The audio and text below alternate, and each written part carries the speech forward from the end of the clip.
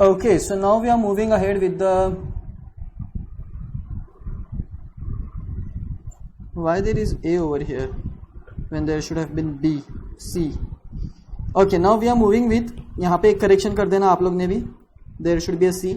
When ranks are equal. See, अभी तक के जो अपन ने किया है, in such cases ranks were not given or rather they were given. So वहाँ पे अपने को दिक्कत नहीं जा रही थी क्योंकि it was simple, you know. एक हर एक को एक स्पेसिफिक रैंक था, एक यूनिक रैंक था. Now what if the ranks are repeated? तो ऐसे समय पे you know the condition is that, अभी एक किस्सा सुनो.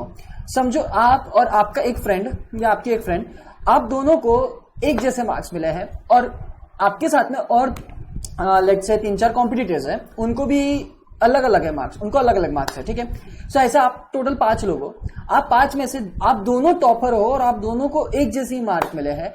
फर्स्ट कौन आएगा? वेल, फर्स्ट आएगा तो सेकंड कौन आएगा? अच्छा, सेकंड जो भी रहा, जो तुम्हारे बाद में जो टॉपर रहेगा, लेट्स से तुमको 20 में से 20 है, जिसको 18 रहा, उसका रैंक क्या रहेगा? अभी अपना बेसिक कंडीशन रखते दोनों को फर्स्ट रैंक अलॉट कर देते हैं और सेकंड रैंक उसको देते हैं जिसको 18 मिलेगा. गुड इनफ, सोचा सही है. लेकिन पॉइंट ये है, फर्स्ट और सेकंड पे किसको रखूं मैं? फिर भली मैं रैंक सबसे पहले दे दूं, मैटर तो ये भी है कि मैं पहले पोजीशन पे किसको रखूं.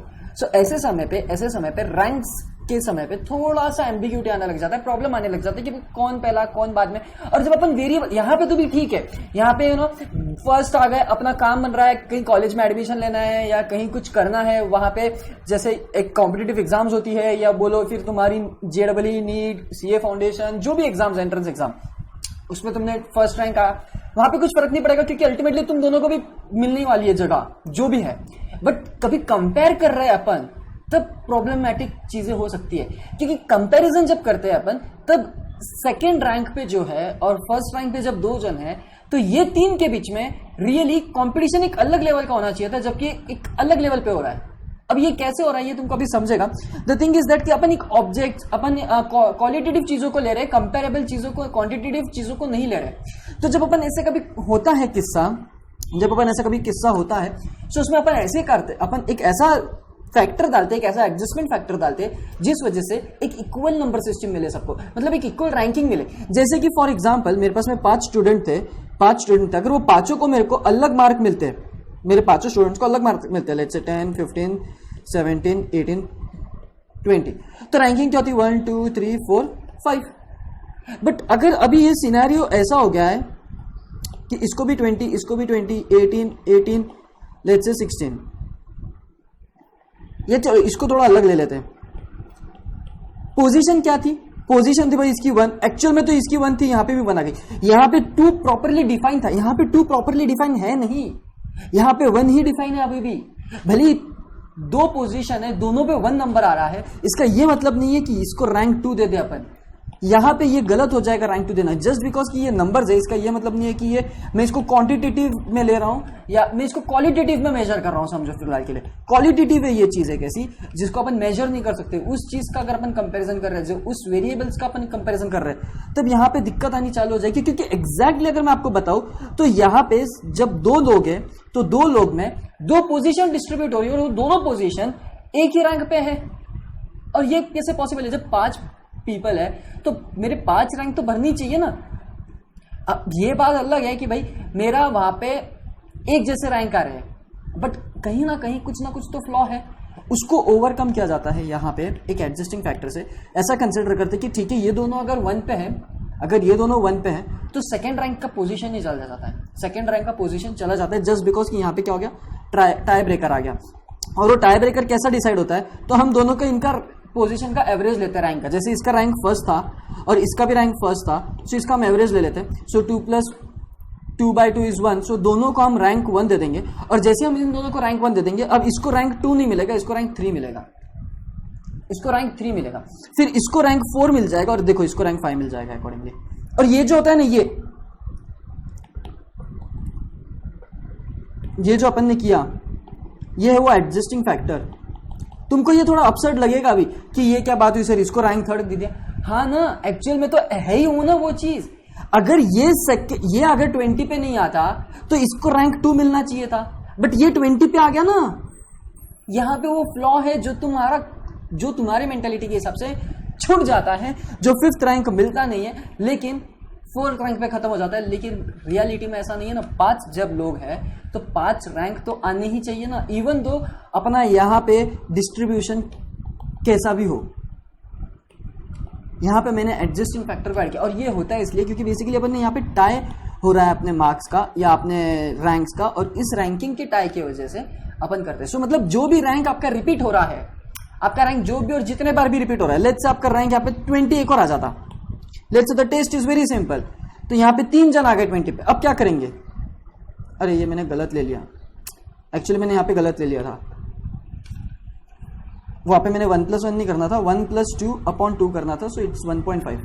हाँ, वो एक्चुअली फर्स्ट और सेकंड रैंक का कॉम्बिनेशन का एवरेज लेते, एक्चुअली ये फर्स्ट रैंक पे आएगा, ये सेकंड रैंक पे आएगा, लेट्स मेक मी 18। हाँ, वो 1+1 नहीं आएगा एक्चुअली, नहीं तो उसका सेंस ही नहीं बनेगा, वो 1+1 नहीं आता है, वो एक्चुअली आता है 1+2, क्योंकि जो सेकंड पोजीशन है और फर्स्ट पोजीशन है उनका एवरेज लेके हम इन दोनों को 1.5 मार्क दे देंगे, और इसको मैं दे दूंगा 3, इसको मैं दे दूंगा 4, इसको मैं दे दूंगा 5। ये होता है बेसिकली एडजस्टिंग फैक्टर। 1+2 होता है वो एडजस्टिंग फैक्टर। 2 एज इन वो रैंक जो अभी अपना स्किप होने वाला है, जो ये 20 उसको लेके बैठा है, जो ये अपना 20 जो है ये उसको लेके बैठा है, ये ग्रीन वाला। ओके, व्हाट से लेट्स से अगर आपका 3 जन आ रहे 20 पे, लेट्स से आपके 3 जन आ रहे 20 पे, ये रेड, ग्रीन और ये स्काई ब्लू, लाइट ब्लू जो भी है, ऐसे समय पे क्या होगा, आपकी 3 रैंक्स ये हो गई है यहाँ पे डिस्टर्ब, और उन 3 रैंक को मेरे को प्रॉपरली देना है, तो मैं क्या करूंगा, मैं इन तीनों के रैंक का पोजीशंस का मतलब रैंक का एवरेज लूंगा, मतलब 1+2+3 डिवाइडेड बाई 3, सो इट्स 5+6, ये हो गया 2। सो मैं सबको 2 रैंक दे दूंगा, और यहाँ पे क्या जाएगा फिर, अब 2 3 चले जाएगा, 4 आ जाएगा, और इसको 5 मिल जाएगा अकॉर्डिंगली। देखो प्रॉब्लम वो नहीं है, तो तुम बोलोगे सिर्फ फिर 1 ही दे देते थे इसको, नहीं वैसा नहीं चलता ना रैंक, क्योंकि ये वेरिएबल्स है, कंपैरिजन हो रहा है यहाँ पे, अपन स्किप नहीं कर सकते, कोई भी चीज को स्किप नहीं कर सकते डायरेक्टली ऐसा कि इसको 1 दे देते हैं सबको और फिर बाद में देखते हैं अपन क्या करना है अपना आगे, तो नहीं वैसा नहीं हो सकता यहाँ पे अपने को। सो ये जो होता है ये एडजस्टिंग फैक्टर होता है, और ये लाया इसलिए गया है, ये एडजस्टिंग फैक्टर लाया इसलिए गया है क्योंकि अपनी यहाँ पे जो एक वो जो तुम्हारी इसमें एम्बिग्यूटी थी, जो तो अपन हमेशा अपने इसमें करते आते हैं कि फर्स्ट दे देते, बाद में जो आएगा 18 उसको सेकंड रैंक दे देंगे, बट यहाँ पे कंपैरिजन चल रहा है, तो यहाँ पे वो नहीं है, प्लेसमेंट वाली बात नहीं चल रही है, यहाँ पे कंपैरिजन की बात चल रही है। तो देखो वो क्या है अगर मैं पढ़ लेता हूँ पहले, फिर बाद में एक और अपन एग्जांपल से अच्छे से समझेंगे। इन ऑर्डर टू फाइंड, मैं ये इरेज कर देता हूँ पूरा ही, चलो यस, ये ए नहीं सी होना चाहिए। In order to find rank को relation coefficient of repeated ranks और tie ranks and adjusting factor और करेक्शन फैक्टर, कोरिलेशन कोरेक्शन ठीक है, हाँ correction factor is added to the Spearman rank correlation formula. और वो फैक्टर क्या है पता है, ये देखो ये फैक्टर है वो, the unique thing that you have seen so far. अभी तक क्या आपने जो रखा था रैंक, इसमें ये था ही नहीं, और अभी आ गया है। सो ये वो करेक्शन फैक्टर है, जिसमें m क्या रिप्रेजेंट करता है, m is the number of times a particular rank has been repeated. जितने बार भी कोई रैंक रिपीट हो, क्यों टेढ़ा जाता है ये मेरे को समझ में नहीं आता है।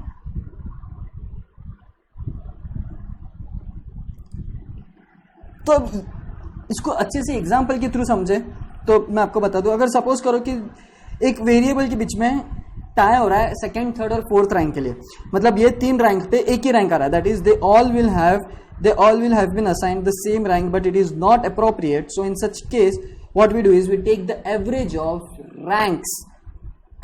Ranks as if they were different. मतलब क्या बोला मैंने, समझा क्या आपको, कि let's say second rank, third rank and fourth rank पे सिमिलर रैंक रिपीट हो रहा है, ठीक है सेम रैंक रिपीट हो रहा है, लेट्स से सेकंड ये रैंक रिपीट हो रहा है, ठीक है, एक्स मेरा वेरिएबल है, उसके यहाँ पे रैंक में दे देता हूँ, यहाँ पे 1 आ गया, लेकिन 2 यहाँ पे 2 3 4 रहता अगर वो अलग रहते तो, क्योंकि यहाँ पे मेरा रैंक रिपीट हो रहा है 2, तो मेरे को क्या करना पड़ेगा, what I will do is I will take the average of these 3। So क्या होगा, 2 + 3 + 4 divided by 3 7 9 divided by 3 will give me 3। So मेरा जो नेक्स्ट रैंक रहेगा वो सबको मिल जाएगा 3 3 3 and the next will go on 4 5 वैसा जो भी। और अगर वापस यदि वापस यदि रैंक 2 जैसे 3 लोग में रिपीट हो रहा था, वापस यदि अगर रैंक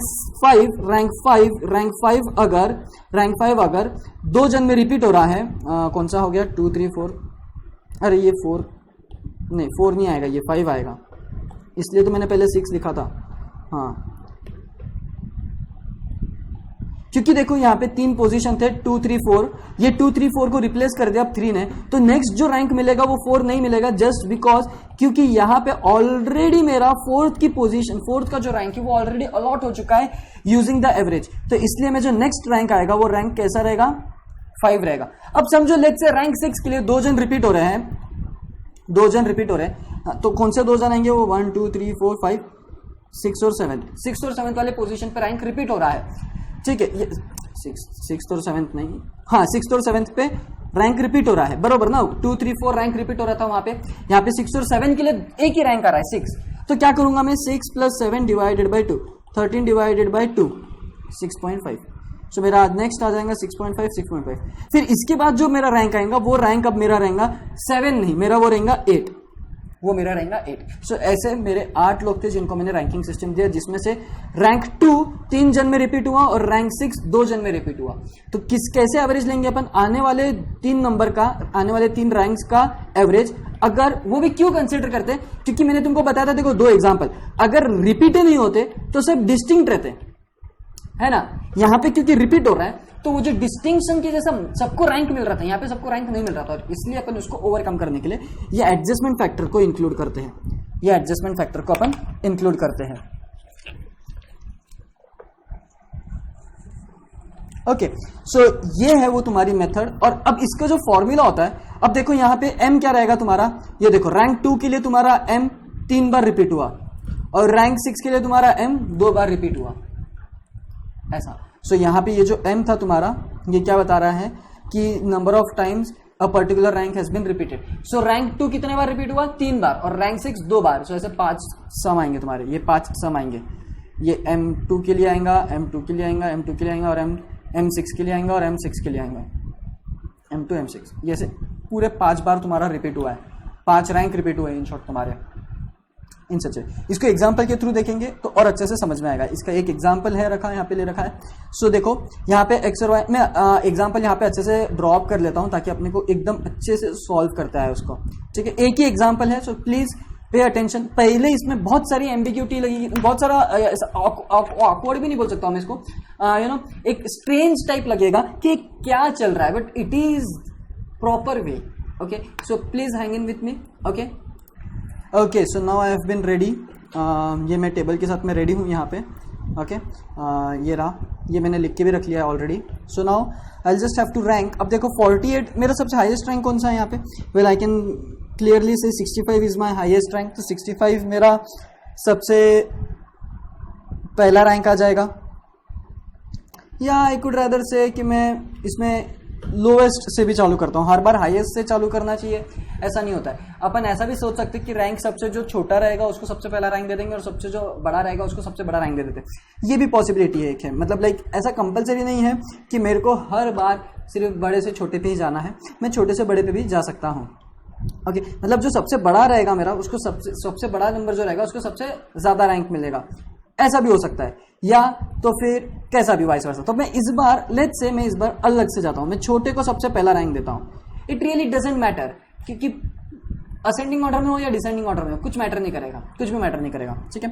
देखो मैंने पहले 9 को फर्स्ट रैंक दे दिया, 9 से ठीक बड़ा नंबर कौन सा है, देखो अभी मेरा 16 ही है, और 16 कितने बार रिपीट हो रहा है, देखो 1 2 3, और कौन से पोजीशन के लिए रिपीट हो रहा है 16 रिपीट हो रहा है रैंक 2 के लिए, और कोई कौन से 2 3 और 4 3 बंदे थे, उसमें से सेकंड पोजीशन पे, थर्ड पोजीशन पर, फोर्थ पोजीशन पे, सेकंड थर्ड और फोर्थ पोजीशन पे आने वाले बंदों का मेरे को क्या निकालना पड़ेगा यहाँ पे, एवरेज। सो यह आएगा मेरा 2 + 3 + 4 अपॉन 3, जो कि अगेन मेरा आ जाएगा 3। ये अपन ने पहले से ही निकाल के रखा था, ये मेरा एडजस्टिंग फैक्टर हो गया। यहाँ पे भी 3, वेल यहाँ पे भी 3 और यहाँ पे भी 3। सो मेरे 3 3s आ गए। अब क्योंकि मेरे पास में देखो यहाँ पे 1 मेरा 1 चलेगा, 2 चलेगा, 3 चलेगा, 4 चलेगा। अब मेरा जो नेक्स्ट नंबर आएगा उसको मैं रैंक दूंगा 5। सो मेरा जो 24th नंबर है, क्योंकि वो नेक्स्ट बड़ा नंबर है, तो मैं उसको रैंक दे दूंगा 5। मैं उसको रैंक दे दूंगा 5। एंड देन 24 से बड़ा कौन सा है मेरा, अब मैं चलते चलता हूँ, बड़ा 33 है बड़ा मेरा 24 से, सो मैं उसको रैंक दे दूंगा 6। 33 को मैं रैंक दे दूंगा 6। फिर बाद में 33 से बड़ा कौन सा है मेरे पास में, 48, नहीं 48 से पहले 40, ये रैंक 7, फिर ये 48, फिर 57 रैंक 9, और फिर 65 रैंक 10। ये मेरा 3 मिट गया क्या यहाँ पे, ये मेरा 3 आ गया यहाँ पे। सो देखो अब ये आ गया मेरा रैंक सिस्टम ऑफ एक्स। ये कैसे किया मैंने, पहले मैंने सबसे पहले लोवेस्ट को दे दिया, क्योंकि चलेगा। यहाँ पे देखो आप, यहाँ पे देखो आप, मैंने पहले ही रीड करके बताया है, रैंक कैसा भी दे सकते हो आप, हाईएस्ट रैंक 1 हाईएस्ट वैल्यू को दे दो बोथ द सीरीज को, या तो फिर लोवेस्ट वैल्यू को भी दे दो बोथ द सीरीज के, या तो फिर लोवेस्ट वैल्यू को भी दे दो बोथ द सीरीज के, it doesn't really affect. Okay, so देखो यहाँ पे मैंने दे दिया है रैंक। अब नाउ मैं आ जाता हूँ यहाँ पे, चलो फटाक से, यहाँ पे भी मैं क्या करता हूँ, सबसे स्मॉलेस्ट वैल्यू को रैंक दे देता हूँ। इसमें मेरे को 4 दिख रहा है, तो मेरा 4 को सबसे पहला रैंक चले जाएगा, ठीक है। देन कम्स माय 6 रिपीट हो रहा है क्या, यस देखो 6 2 बार रिपीट हो रहा है मेरा। 4 के बाद में माय नेक्स्ट नंबर इज 6, जो कि रिपीट हो रहा है ना, 6 रिपीट हो रहा है ना, यस 6 रिपीट हो रहा है। मैं एक बार क्रॉस चेक करना प्रेफरेबल रहता है अपने लिए। सो 2 और 3 के लिए मेरा 6 रिपीट हो रहा है, सो 2 + 3 डिवाइडेड बाई 2, ये मेरे को दे देगा 1.5। तो दोनों 6 के लिए मेरा रैंक हो गया 1.5। एंड नाउ अब मेरा क्योंकि 1 2 और 3 चले गया, देखो यहाँ पे ये 3 चले गया, तो अब जो नेक्स्ट रहेगा उसको मैं रैंक दूंगा 4। तो मेरा अब देखो 6 के बाद में सबसे बड़ा नंबर कौन सा है, 9, उसको मैं रैंक दे देता हूँ 4। सो मैंने रैंक दे दिया 9 को 4th रैंक। 9 से बड़ा कौन सा है, वेल 13 है, लेकिन 13 यहाँ पे 2 बार रिपीट हो रहा है। सो अभी देखो 5th रैंक पे 5th और 6th के लिए 2 रिपीट हो रहा है, तो मैं इनका एवरेज ले लूंगा, अगेन एवरेज ले लूंगा। सो ये आ जाएगा 5.5। देखो 5th रैंक के लिए आया 5.5 एग्जैक्टली 5.5, 13 के लिए भी और इस 13 के लिए भी। अब क्योंकि ये 5.5 आ गया, तो मेरा 5 और 6 रैंक चले गया, तो अब जो नेक्स्ट नंबर रहेगा उसको मेरे को 7th रैंक देना पड़ेगा। और 7th रैंक कौन सा रहेगा मेरा, ये 19th। मैं 19th को 7th रैंक, अच्छा 16 भी है क्या इसमें, नहीं 19th ही है ना, नहीं 15 है इसमें, 15 है इसमें, 15 है, सॉरी 15 है इसमें। सो मैं 15 को 7th रैंक दूंगा, 19th को नहीं दूंगा, 19th को 8 दूंगा, क्योंकि 15 है अपने पास में, सॉरी 19th को 8 दे दूंगा। अच्छा मेरे पास में बुक में है क्रॉस चेक करने के लिए, तो इन्होंने तो बाद में पता चलेगा गलत कर दिया, ठीक है। 19th को दे दिया 8th रैंक। अब कहाँ बचा है मेरा, देखो 20 को दे दूंगा मैं 9th रैंक, और 24 को दे दूंगा 10th रैंक। सो डेटा भी 10 है, 1 2 3 4 5 6 7 8 9 10, 10 डेटा है और 10 रैंक आ भी गया है, बराबर 10 रैंक आ भी गए हैं, और वो आना ही चाहिए, ठीक है। अब डी क्या है, तो डी इन दोनों का डिफरेंस है। करस्पॉन्डिंग रैंक्स का क्या होता है, सब्ट्रैक्शन। करस्पॉन्डिंग रैंक्स का क्या होता है, सब्ट्रैक्शन होता है। D is my corresponding ranks का सब्ट्रैक्शन।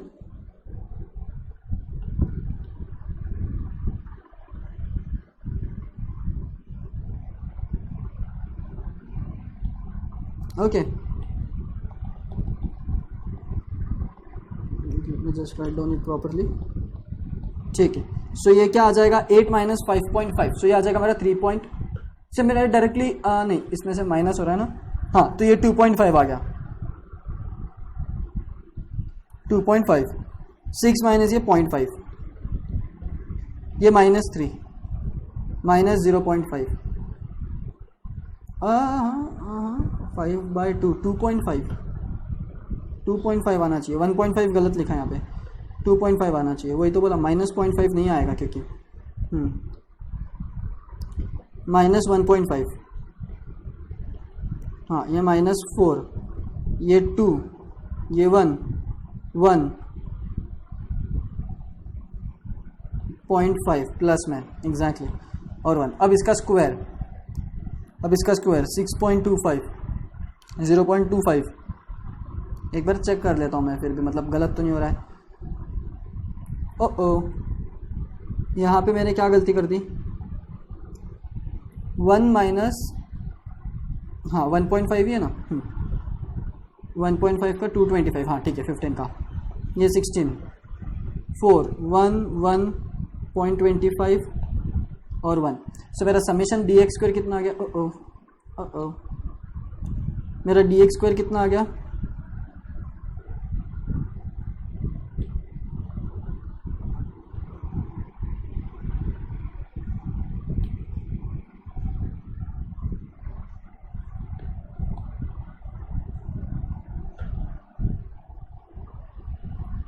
डी एक्स स्क्वायर नहीं डी स्क्वायर बोलेंगे। ये देखो अभी कैलकुलेटर पे कैलकुलेट करके, एल्स ये तो मेरे पास में है एक्चुअली, पर मैं फिर भी कैलकुलेट कर ही लेता हूँ, कहीं गलत ना हो जाए उनका भी।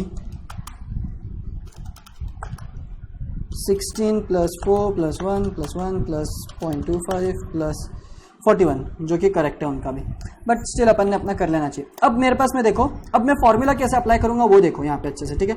सो पहले तो मैं फॉर्मूला लिख लेता हूँ। Well the formula is R = 1 - 6 इन बड़ा bracket summation d² + m³ - m summation upon 12।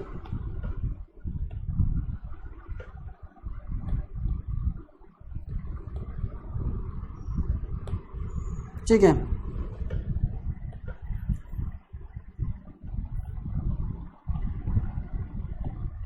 ये भी n³ - n कर सकते हैं अपन, इसको भी यहाँ पे भी n³ - n कर सकते हैं अपन अपने को चाहिए तो, बट नहीं ठीक है रहने देते अपन, क्योंकि अपना कैंसिल हो जाता है कभी कभी n। और n अपने यहाँ पे क्या है अभी 10, n क्या है मेरा 10 है। कैसे पता चलता है? जो हाईएस्ट रैंक रहता है ना उसको पता चल जाता है अपने, उससे पता चल जाता है मेरा लास्ट नंबर, मेरे नंबर ऑफ ऑब्जर्वेशन 10 है मेरा। ये मेरा 41 आ गया प्लस, अब ये देखो यहाँ पे मेरा सबसे पहली बात तो मेरा क्या रिपीट हो रहा है यहाँ पे? रैंक कितने बार रिपीट हो रहा है मेरा रैंक? वही मेरा रैंक जो है, मेरे रैंक टोटल में मेरा रैंक 2 3 4 रिपीट हो रहा है, ठीक है। और फिर बाद में मेरा रैंक यहाँ पे कहाँ पे है, और कौन सा रैंक रिपीट हो रहा था मेरा? 6। एक सेकेंड ना, कौन सा रैंक रिपीट, यहाँ पे कितने रैंक रिपीट हो रहे हैं अपने? 13 रिपीट हो रहा है यार, याद रखना चाहिए। 6 रिपीट हो रहा है, मतलब टोटल यहाँ पे 3 और 2 5 है ना। मतलब वैसे भी बोला जाए तो 3 रैंक रिपीट हो रहा है, 3 2 5 ऐसा नहीं बोल सकते अपन। यहाँ पे 3 रैंक, एक रैंक रिपीट हो रहा है 3 दफा। सो एक रैंक आ गया, ये देखो यहाँ पे, ये 16 16 16, तो ये मेरा एक बार रिपीट हो रहा है। ये दूसरा मेरा रैंक रिपीट हो रहा है, ये 13 नंबर का, और तीसरा मेरा ये रिपीट हो रहा है 6 और ये 6। सो मेरे टोटल रैंक्स 3 बार रिपीट हो रहे हैं। सो मैं इसको ऐसे भी सेंस में लिख सकता हूं, m1 या m1³, इसको मैं कलर कोड कर देता हूं सो अपने को भी समझेगा कि कौन से इसकी बात कर रहे हैं अपन। m1³ - m1/12 plus m2³ - m2/12 plus last but not the list m3³ - m3/12। Okay, अब ये आ गया मेरा, मतलब टोटल मेरे 3 रैंक्स रिपीट हुए। देखो यहाँ पे रैंक 1 रिपीट हुआ, आई गेस रैंक 1 नहीं रिपीट हुआ, यहाँ पे कौन सा तो भी रैंक रिपीट हुआ, मेरे को मालूम नहीं कौन सा रैंक रिपीट हुआ, जो भी हुआ रहेगा। यहाँ पे देखो 2 बार रैंक रिपीट हुआ, 2 नंबर रिपीट हुआ। यहाँ पे 6 2 बार रिपीट हुआ, तो जितने बार अपना कोई रैंक रिपीट हो रहा है उतना। सो जैसे ये मेरा हो गया, अब यहाँ पे मैं क्या पुट करना रहा हूँ, m1 में क्या पुट करूंगा 3, क्योंकि मेरा ये जो 16 है वो कितने दफा रिपीट हुआ? 3 दफा। कितने दफा? 3 दफा। It will help me in considering it in bold. 3 दफा हुआ। यहाँ पे मेरा 13 कितने दफा हुआ? 2, और यहाँ पे 6 भी 2। सो यहाँ पे मैं क्या लिख सकता हूँ, देखो अभी फाइनली 1 - 6 इन ब्रैकेट 41 प्लस ये, और अब मेरा m1³ क्या हो जाएगा? बेसिकली मेरा m1³ हो जाएगा, m1³ आएगा मेरा 3, m1 आएगा मेरा 3, तो 3 का क्यूब 27 - 3 24/12, 24/12 मतलब ये हो जाएगा मेरा 2, है ना। 24/12 मेरा ये हो जाएगा 2। सो मैं अब इसको यही कलर से लिख लेता हूँ वापस, ये हो जाएगा मेरा 2 प्लस, अब मेरा ये कितने बार रिपीट हो रहा है? m2, ये मेरा 3 बार रिपीट हो रहा था m1, m2 रिपीट हो रहा है 8 2 बार, तो मेरा लिख दूंगा m2 के जगह 2, तो वो 2³ - 2, सो 6/12 1/2 मतलब 0.5 प्लस m मेरा कितने बार रिपीट हो रहा है, लास्टली m3 2 बार, सो वापस वो आ जाएगा 0.5 and thus that is where we will be ending our topic. Solution का आंसर भी मिलने वाला डायरेक्टली। अब मेरे को मैं यहाँ पे आंसर लिखूँ तो चलेगा, है ना। सो जस्ट कैलकुलेट कर लेते हैं, ये 1 ये 3 44 अब ये मेरा आ गया 44। सो ये हो जाएगा, देखो 1 माइनस, अभी मैं थोड़ा लिख ही लेता हूँ, 1 minus 6 into 44 divided by 10 into 99, ये 11 के 4 में, ये 11 के 9 में, ये 2 के 2 3 जा, ये 2 5 जा, ये 3 1 जा, ये 3 3 जा। सो ये हो जाएगा 15। सो ये हो जाएगा 15 1 माइनस 4/15। सो ये मेरे को दे देगा 11/15। 11/15 कितना होता है देख लो आप, 0.73। सो मेरे को फाइनली आंसर जो मिल रहा है इसका आंसर क्या मिल रहा है, 0.73 and that is my answer. Rank correlation coefficient 0.73 and it is positive. So जब रैंक्स रिपीट होते हैं तब अपने को क्या करना है और कैसे रैंक देना है वो याद रखना है। जहां पे रैंक रिपीट हो रहा है जो पोजीशंस के लिए, उनका एवरेज ले लो, जितने बार रिपीट हो रहा है उतने से एवरेज ले लो, पहली बात तो।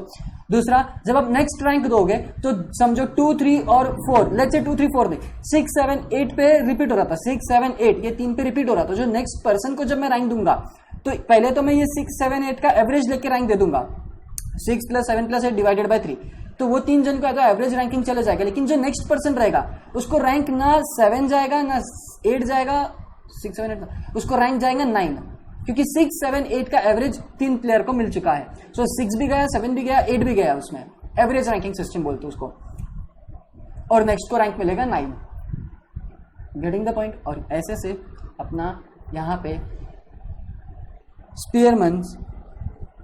स्पीयरमैन्स रैंक कोरिलेशन कोएफिशिएंट खत्म होता है और second last topic of this chapter is done.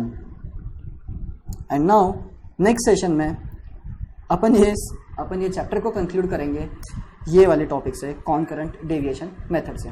So that's it from me guys, thank you.